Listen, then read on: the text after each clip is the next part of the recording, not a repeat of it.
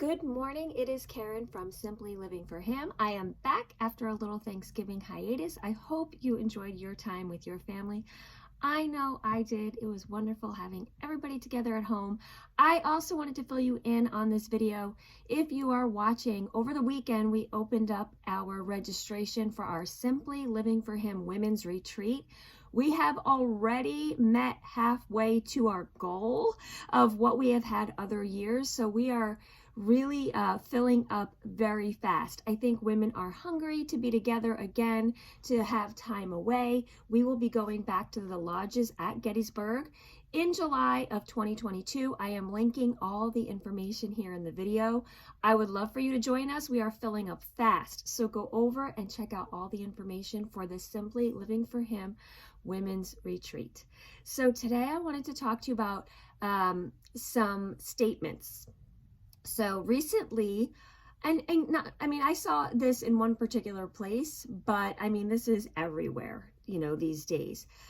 I saw something that talked about positive affirmations and that you should, every morning repeat these things to yourself or post them up on your mirror or post them up on your wall, put them where you can be reminded, and that it would really help your day and your mindset. And these were these positive affirmations like, I am strong, I am beautiful, I am enough, I am worthy, I am this, I am that.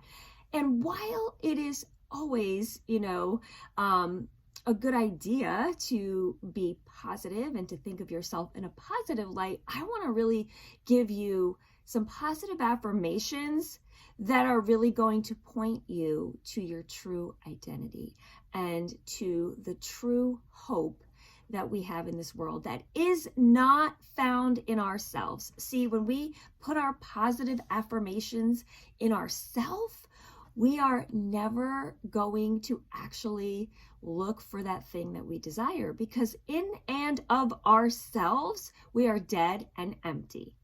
We are useless apart from God. And anything we do and anything we are is because of who we are in Him. So I want to encourage you, if you want to print these out and you want to post them up to be reminded and you want to say them to yourself, that would be a great thing. But I'm going to give you different positive affirmations than this world will give you. So rather than focusing on who you are every day, focus on who He is. And that is really what is going to transform your life. And that is really what's going to change you. So let's look at some of the I am statements in John, the book of John in the Bible. I mean, the Bible, you can really research, who God is and where the I am statement originates back in Exodus when God is speaking to Moses. And I really want you to understand that. But for sake of time and this short devotion, I just want to focus on some of the statements that Jesus said in the book of John about who He is. And so every day you can, instead of saying, I am strong, I can do this, I can do that, I want you to say, He is strong, He provides, He can do this, He can do that. My goal is here always to point you to Jesus. And when we look apart from ourselves at who He is, that is where we truly find out who we are and what we can do. So first in John chapter 6, Jesus says, I am the bread of life. He says in verse 35, Jesus replied, I am the bread of life. Whoever comes to me will never be hungry again. Whoever believes in me will never thirst. So He is our provider. He is our sustainer. He is the one who gives us all that we need. We never want to think that we provide for ourselves and we sustain ourselves. It is only through Him. He is the bread of life, and whoever comes to Him will never be hungry or thirsty again. Then we have in John chapter 8, He says, I am the light of the world. It says Jesus spoke to the people once more. This is verse 12, chapter 8. I am the light of the world. If you follow me, you won't have to walk in darkness because you will have the light that leads to life. That one almost brings me to tears because I know what it's like to walk in darkness.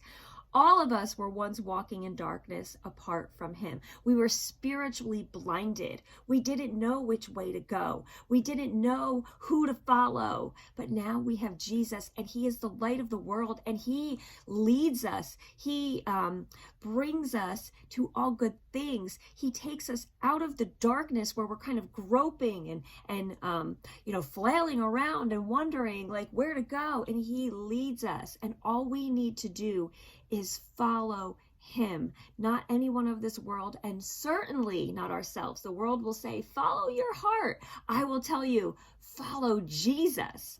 And then it says here in John chapter 10, he is our gate of the sheepfold. It says, verse 7, so he explained it to them. I tell you the truth. I am the gate for the sheep. All who came before me were thieves and robbers, but the true sheep did not listen to them.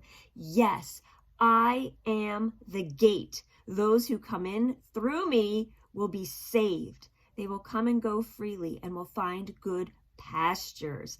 The thief's purpose is to steal and kill and destroy. My purpose is to give them a rich and satisfying life. He is the one that opens the door for us for eternity, for salvation, and keeps us safe. He is our safety, our security. So if we are looking for things of this world and we say, I am strong, I am safe, I am secure. No, you are not apart from him. He is the one who opens that gate to safety and security. It says in John chapter 10 as well, verse 11, the next part of that passage says, I am the good shepherd. The good shepherd sacrifices his life for the sheep.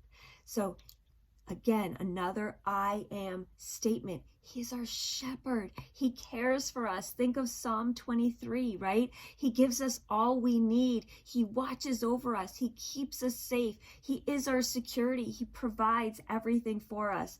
Then it says in John chapter 11, another I am statement is I am the resurrection. It's funny because I don't have it underlined here. So I don't have the exact verse, but you go look it up. Chapter 11, he said, oh, wait, here it is. Chapter 11, verse 25. Jesus told her, he's talking to Martha, I am the resurrection and the life.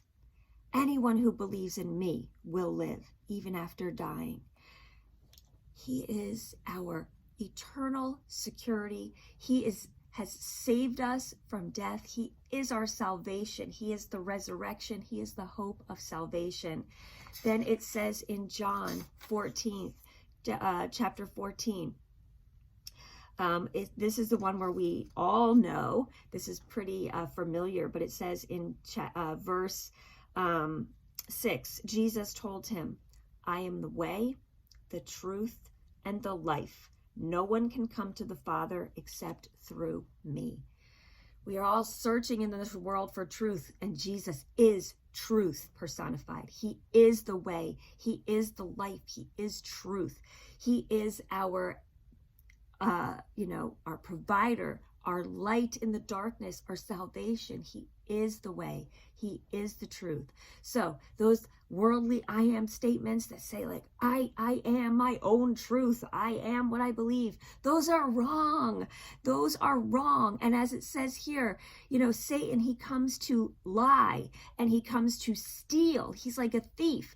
Those I am statements of this world, those are lies, because anything apart from God, anything that we think we are apart from him is a lie.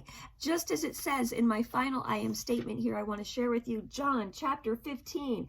I am the true grapevine, and my Father is the gardener. He cuts off every branch that doesn't produce fruit, and he prunes the branches to bear fruit, so they will produce even more. Then he goes on to say in verse 5, I am the vine, you are the branches. Those who remain in me and I in them will produce much fruit. Here we go.